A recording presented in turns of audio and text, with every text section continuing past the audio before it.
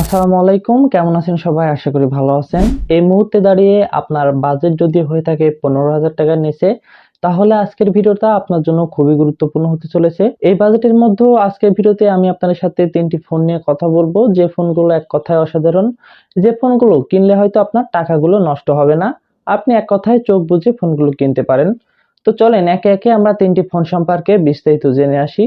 কোন ফোনটা কাদের জন্য। তার আগে আরেকটি কথা বলে নিতে চাই, আপনি যদি আমাদের চ্যানেলের নতুন দর্শক হয়ে থাকেন অবশ্যই চ্যানেলটা সাবস্ক্রাইব করে দেবেন এবং ভিডিওটা ভালো লাগলে লাইক কমেন্ট শেয়ার করতে ভুলবেন না। প্রথমে আমরা যে ফোনটি নিয়ে কথা বলবো সেটি হচ্ছে টেকনো স্পার্ক 40। এই ফোনটা 4GB র্যাম এবং 128GB স্টোরেজ। এই ভেরিয়েন্টের বর্তমান দাম রয়েছে 12,500 টাকা মতো। তারপর যদি ডিজাইন কোয়ালিটির দিকে আসি, ডিজাইন কোয়ালিটি সুন্দর, সবার কাছেই ভালো লাগবে। IP64 এর রেটিং রয়েছে, তাই হালকা ডাস্ট বা পানি নিয়ে আপনার কোনো চিন্তা করতে হবে না। তারপর যদি ডিসপ্লের দিকে আসি, তাহলে 6.67 ইঞ্চি একটি এইচডি প্লাস রেজুলেশনের ডিসপ্লে রয়েছে, যাতে 120 হার্জ রিফ্রেশ রেট, তাই মোটামুটি স্মুথলি ভালোভাবে ব্যবহার করা যায়। সোশ্যাল মিডিয়া, মাল্টিটাস্কিং সবকিছুই করতে পারবেন স্মুথলি। এছাড়া আইফোনে চিপসেট হিসেবে ব্যবহার করা হয়েছে মিডিয়াটেক হেলিও G80 অন। এই চিপসেট নিয়ে নতুন করে বলার কিছু নেই। Social media scrolling, multitasking, browsing সবকিছুই করতে পারবেন খুব স্মুথলি। তাছাড়া সাধারণ কাজবাজগুলো খুব সুন্দরভাবে হ্যান্ডেল করতে পারে। তাছাড়া 2D টাইপের গেমগুলো এখানে স্মুথলি প্লে করতে পারবেন। সময় কাটানোর জন্য ফ্রি ফায়ারও এখানে প্লে করতে পারবেন। তবে আমি বলবো এই ফোনটার থেকে আপনি যদি গেমিং এর জন্য নিতে চান এই বাজেটে, তাহলে অন্য দুটো ফোন দেখতে পারেন।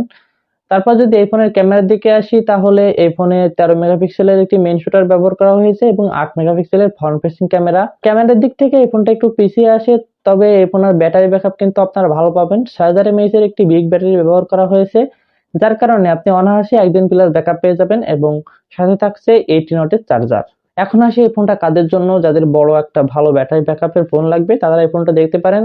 তাছাড়া আপনি যদি টুকটাক সোশ্যাল মিডিয়া স্ক্রল করেন, ভিডিও দেখেন টিকটক, ফেসবুক, ইউটিউব, তাদের জন্য কিন্তু এই ফোনটা অনেক ভালো হবে। তারপরে যে ফোনটি নিয়ে কথা বলবো সেটি হচ্ছে Redmi 14C। এই ফোনটা কিন্তু অনেক ভালো ভালো কিছু জিনিস অফার করছে।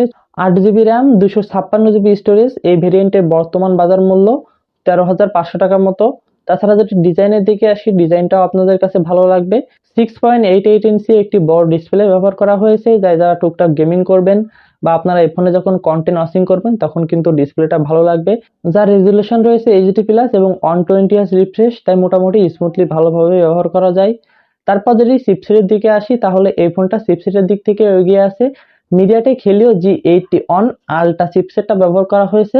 এই চিপসেট নিয়ে নতুন করে বলার কিছু নেই, আগেই বলেছি এটা একটা পরীক্ষিত চিপসেট।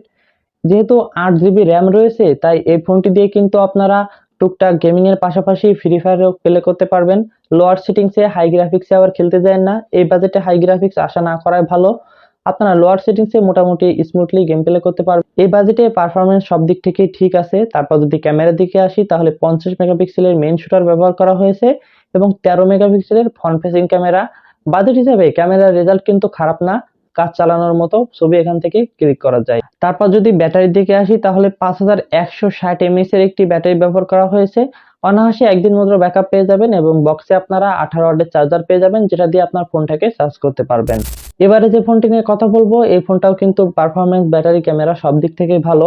Helio 45 6GB র্যাম এবং 128GB স্টোরেজ। এই ভেরিয়েন্টের বর্তমান বাজার মূল্য রয়েছে 14,999 টাকা। তারপর যদি ডিসপ্লের দিকে আসি, তাহলে 6.67 ইঞ্চি এইচডি প্লাস রেজুলেশনের 120 hertz refresh IPS LCD panel ব্যবহার করা হয়েছে, তাই এখানে মোটামুটি স্মুথলি ব্যবহার করা যায় যেহেতু 120 হার্জ রিফ্রেশ রয়েছে। তারপরে যদি চিপসেট নিয়ে কথা বলি, তাহলে এই ফোনের আগেরই চিপসেট মিডিয়াটেকের G80 অন। এই চিপসেট নিয়ে নতুন করে আপনাদের কিছু বলতে চাই না, এর কেমন পারফরমেন্স অলরেডি আপনারা জেনে গিয়েছেন। বাজেট হিসাবে এই ফোনের পারফরমেন্সটাকেও কিন্তু খারাপ বলা যায় না। তারপর যদি ক্যামেরার দিকে আসি, তাহলে ক্যামেরার দিক থেকে এই ফোনটা কিন্তু একটু এগিয়ে আছে। যারা ক্যামেরার জন্য বা পারফরমেন্সের দিক থেকে ভালো চান, তাহলে তারা এই ফোনটা দেখতে পারেন। এই ফোনটার 50 মেগাপিক্সেলের মেইন শুটার ব্যবহার করার পাশাপাশি 32 মেগাপিক্সেলের ফ্রন্ট ফেসিং ক্যামেরা ব্যবহার করা হয়েছে। যারা এই বাজেটের মধ্যে পারফরমেন্স, ব্যাটারি, ক্যামেরা সব দিক থেকে ভালো চান, তারা এই ফোনটা দেখতে পারেন। ব্যাটারি হিসাবে রয়েছে 5000 mAh এর একটি ব্যাটারি, অনায়াসে 1 দিনের মতো ব্যাকআপ পেয়ে যাবেন। সাথে কিন্তু 18 ওয়াটের চার্জারও আপনারা পেয়ে যাবেন। তো এই ছিল 3টি ফোন। কার কাছে কোন ফোনটা বেশি ভালো লেগেছে অবশ্যই কমেন্ট করে জানাতে ভুলবেন না।